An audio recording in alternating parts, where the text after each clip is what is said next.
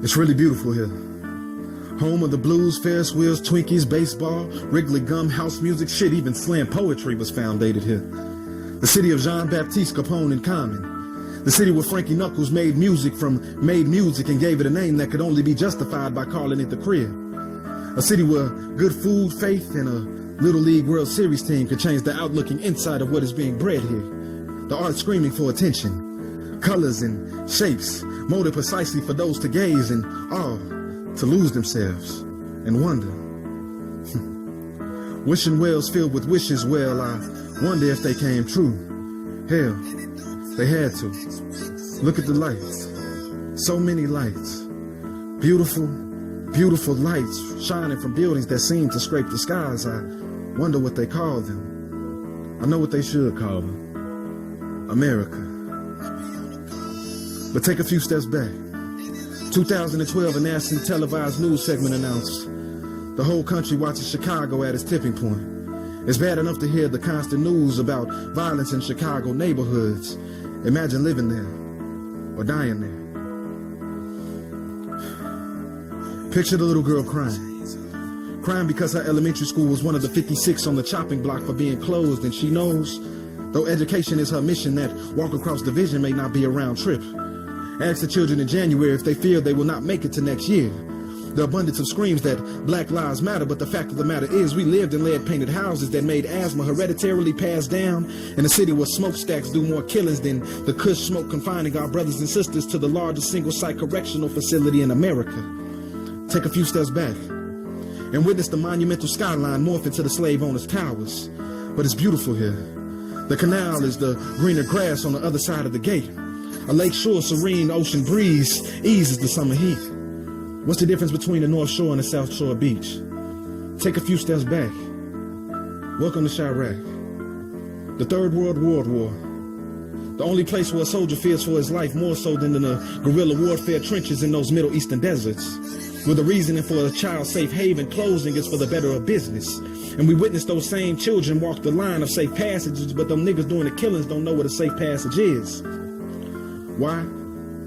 Quote it. Cause we smoke dope with the riders, do a slide when we ride up, stay inside to get fired up, to live and die in Chicago.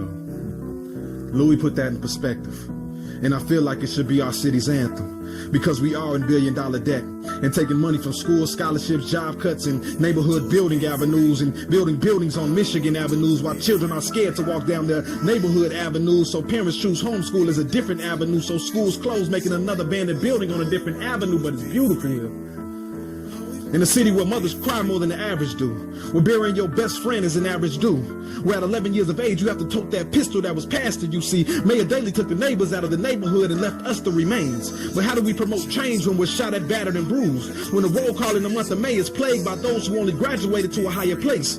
When gun laws only state that in this state the consequences for an illegal weapon is the equivalent to shoplifting? I guess until we shoot in Springfield, this million-man murder will not be mentioned, because we live and die in Chicago, where if you don't make it on mics or on mics, you don't have a chance. Where if you don't make it on mics or on mics, you don't have a chance. Where if you don't make it on mics or on mics, you don't have a chance. See, we preaching and teaching in the attic, but living in the basement because we become complacent, telling tales from the crypts because we hate red. But in the same breath, them Chicago, Illinois Blue Devils will grip metal because they don't trust them Duke boys. Our children are dying. Our children are dying. Our children are... It doesn't even matter, because they die in front of 100 blind eyewitnesses who don't tell because they know what snitches get. But our jails are overpopulated, and 90% say it's because the streets got loud and people start snitching shit. But it's beautiful here. Fireworks and fireworks. Green canals and red rivers never running dry. Corrections and conspiracy. Conviction, conventions, and confrontation. Countless crooks as county officials. Colors. So many colors. Beautiful, beautiful colors that can't be worn. But it's beautiful here. Look at the lights. So many lights. Beautiful, beautiful lights that never got a chance to shine in Chicago.